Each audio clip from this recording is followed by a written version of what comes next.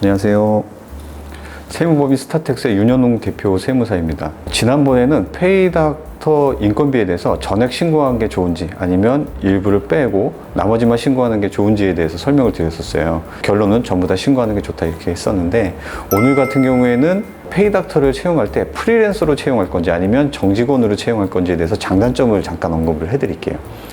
일단 가장 많은 금액이 세후 1,000만 원 정도가 아무래도 좀 기본 금액이겠죠. 많다기보다는 기본 금액인데, 세후 1,000만 원 지급을 할 경우 만약에 프리랜서로 채용을 했다 그러면 세금 3.3%밖에 없어요. 그래서 세전으로 보면은 1,034만 원. 그래서 34만 원 세금을 떼고 통장에 1,000만 원이 들어가겠죠. 프리랜서 같은 경우. 그리고 정직원으로 할 경우에는 세전으로는 1,410만 원 정도가 됩니다. 그래서 직원분 4대 보험료, 그 다음에 근로소득세 같은 경우 전부 다 떼고 통장에 들어가는 돈이 이제 1,000만 원 정도 되겠죠. 만약에 장단점을 살펴보면 프리랜서 같은 경우 먼저 장점은 일단 부담액이 적다. 1,034만 원이 들잖아요. 그리고 여기 4대 보험은 병원에서 나가지가 않습니다. 그 지역보험료로 그 프리랜서 개인한테 가기 때문에 그 프리랜서가 보험료도 직접 내고 세금도 종합소득세 신고를 이듬해 5월에 본인이 가서 하게 됩니다. 그렇기 때문에 부담액이 가장 적다. 그 다음에 두 번째는 직원이 아니므로 퇴직금이 없다. 이런 거죠. 단점으로 보면은 프리랜서 본인의 4대 보험료 및 종합소득세 부담이 좀 커요. 그래서 직원 입장에서, 그러니까 페이닥터 입장에서는 본인이 프리랜서로 일하기보다는 아무래도 정직원으로 일하고 싶겠죠. 그래서 간혹 가다 보면 본업은 따로 있고 파트타임 정도로 잠깐 일하시는 뭐 마취과 선생님들이라든지 알바 하시는 분들, 이런 분들 외에는 이제 프리랜서를 조금 꺼려 하시는 부분이 있습니다. 그 다음에 정직원으로 보면 장점 같은 경우에는 이제 고용중대세액공제나 청년 일자리 노역 장려금 같은 각종 지원 사업의 혜택을 받아요. 정직원이기 때문에. 그래서 고용중대세액공제는 아시겠지만은 이제 올해부터 통합고용세액공제로 바뀌어서 만 34세 이하 같은 경우에는 뭐 1,450, 1,550만 원 정도 세금에서 할인을 해주고요. 사업주한테. 그 다음에 이제 30세 이상 같은 경우는 한 880만 원 정도 세금 혜택이 있어요. 그리고 일자리 도약 장려금 같은 경우에도 연간 한 900만 원 정도의 그 지원금이 지원이 되거든요. 그래서 이런 장점이 있고요. 만약에 정직원으로 채용했을 때 단점이라고 한다 그러면 일단 지출액이 굉장히 커요. 뭐냐면 프리랜서에 비해서 세전급여가 1,410만 원이었죠. 통장에 1,000만 원 꽂히게 하기 위해서는 1,410만 원을 일단은 지출을 해야 돼요. 그리고 요것만 끝이 아니라 사업주 부담분 4대 보험료가 따로 있어요. 왜 4대 보험료는 반반씩 내잖아요. 그래서 1,410만 원이라는 세전급여에는 직원 부담분 4대 보험료랑 직원 부담 근로소득세가 한 410만 원이 있는 거예요. 그래서 1,410에서 410을 제외한 나머지 1,000만 원이 통장에 꽂히는 거고요.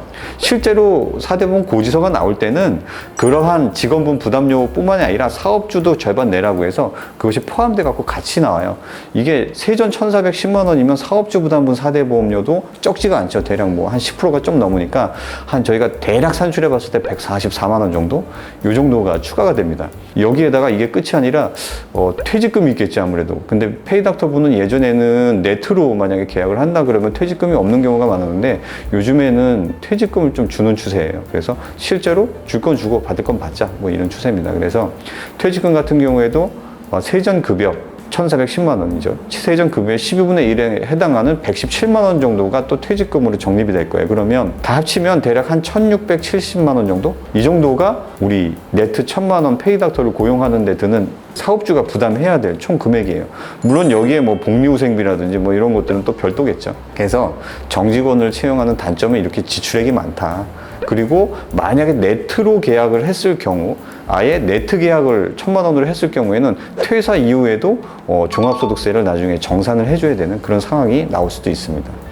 그래서 결론으로 보면은 사실 뭐 세전급여나 그 프리랜서로 채용을 하나 아니면 세전급여로 그 정직원으로 채용하나 둘 다 장단점이 각각 있어요. 근데 이제 대략 급여 차이가 세전으로 보면 한 640만 원 정도 차이가 난다. 4대 보험을 내줘야 되니까 근로소득세랑 그게 굉장히 좀 금액이 큽니다. 그래서 연간으로 보면 7천만 원이 넘는 차이인데, 우리가 정직원을 채용했을 때 장점을 아까 언급했잖아요. 고용중대세액공제, 뭐 장려금 이런 거는 많아야 2,400만 원, 페이닥터가 어리다 해서 많아야 2,400만 원 정도 수준이고 아니면 그보다 더 적어요. 그래서 실제로는 구인이 원활하기만 하다면 프리랜서로 고용을 하시는 게 사업주 입장에서는 좀 부담이 덜 하겠죠. 근데 페이닥터 분 입장에서는 본인이 페이닥터 페이닥터로 입사를 하는데 프리랜서로 등록이 돼가지고 4대 보험이나 세금을 본인이 다 감당해야 된다 그러면 아무래도 좀 지원하기 꺼려지겠죠. 예, 그런 단점이 있습니다. 그래서 실제로 우리 그 직원들을 고용할 때, 일반 직원을 고용할 때는 근로소득세 부담이 많지 않고 연봉이 낮아갖고 4대 보험 부담도 적지 않은 반면에 아까 언급드렸던 세액공제 및 고용지원금 혜택이 크기 때문에 구인하는 게 더 유리해요. 정직원을 하는 게, 일반 직원은. 근데 페이닥터 분은 워낙에 4대 보험과 세금이 많기 때문에 우리가 일부 지원을 받더라도 오히려 프리랜서로 채용하는 것보다 좀 더 불리하다.